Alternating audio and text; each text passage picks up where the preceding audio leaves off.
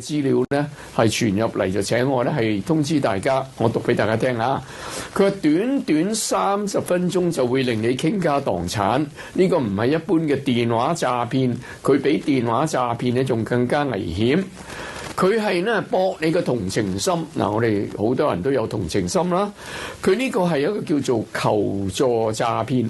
喺啲公眾場所、商場啊、地鐵站啊、市場啊嗰啲咧，就有個中老年人，男或者女，着得相當企理嘅，然後佢話俾你聽，佢自己唔係好識用嗰個手機，佢需要查詢一啲嘢，就唔小心咧就按錯咗嗰個頁面，就請你幫助佢操作呢個手機。咁你諗下，幫人哋搞掂佢嘅手機呢樣嘢冇乜嘢啫咁樣。嗱，危險之處係咩咧？你接過佢嘅手機，想幫佢睇下點樣解決佢手機嗰度嗰個問題，其實佢就已經開啟咗嗰個手機嘅視頻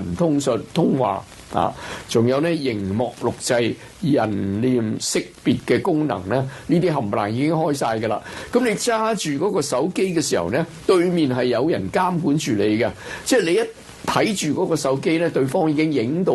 你嗰個樣㗎啦。咁啊，你以為咧喺度幫緊嗰位老人家忙，但係其實咧你就喺度俾人哋搜集緊咧所謂生物識別數據。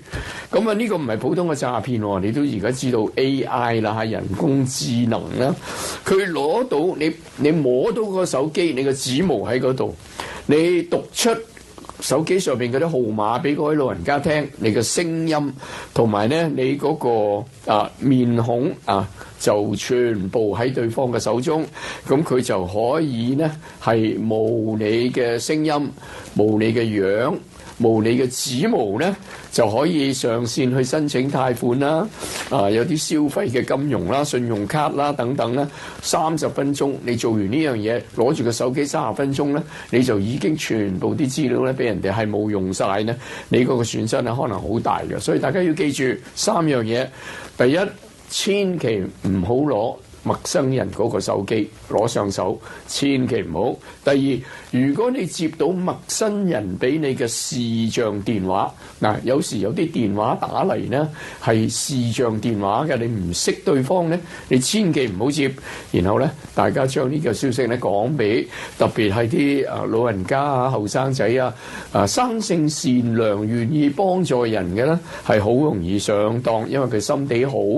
願意幫助人。點知呢，而家呢一對住嗰個電話揸住啦，指模、面孔、聲音全部俾人哋錄晒呢，騙子就可以用呢個呢嚟到呃人啦。